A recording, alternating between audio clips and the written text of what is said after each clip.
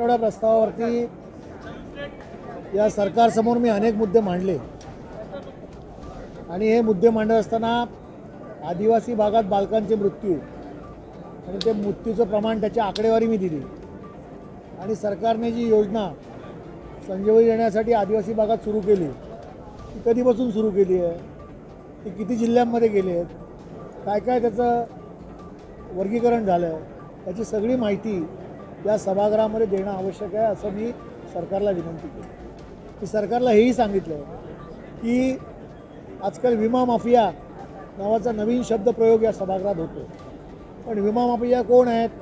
1 रुपया शेतकऱ्यांचा जरी असला तरी बाकीचे पैसे सरकारने भरलेले आहेत. त्यामुळे आज करोडो रुपये हे सरकारचे त्या ठिकाणी भ्रष्टाचाराच्या मार्गाने त्या विमा कंपन्यांनी घेतले. तर या विमा कंपन्या कोणत्या आहेत त्याची नावं सभागृहात द्या आणि या विमा कंपन्यांनी CSR फंड कोणाकोणाला दिला आहे याची देखील माहिती घ्या आणि त्यामुळे याची SIT चौकशी करा अशी मागणी मी केली.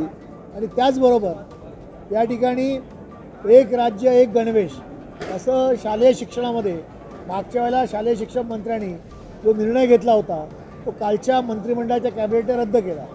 मला एवढंच म्हणायचं आहे की एक राज्य एक कॉन्ट्रॅक्टर असं जो गणवेशासाठी नेमला होता त्यामध्ये प्रचंड मोठा भ्रष्टाचार हा झाला असणार आणि म्हणून या सरकारने ही जी योजना आहे त्या योजनेमधील जो निर्णय आहे तो बंद केला आहे.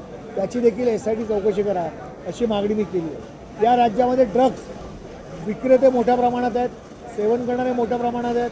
त्यामुळे सेवन करणारे जी लोक आहेत त्यांनी ड्रग्स सोडावा म्हणून सरकारने जिल्ह्यामध्ये ही केंद्र सुरू करावी जेणेकरून जे सेवन करणारे लोक आहेत त्यांच्यावरती आपण संस्कार करून त्यांना ड्रग्सचं सेवन करण्यापासून सोडण्यासाठी आपण या ठिकाणी प्रवृत्त करू शकू आणि जे पेडलर आहेत त्याच्यावरती कडक कारवाई करायला पाहिजे.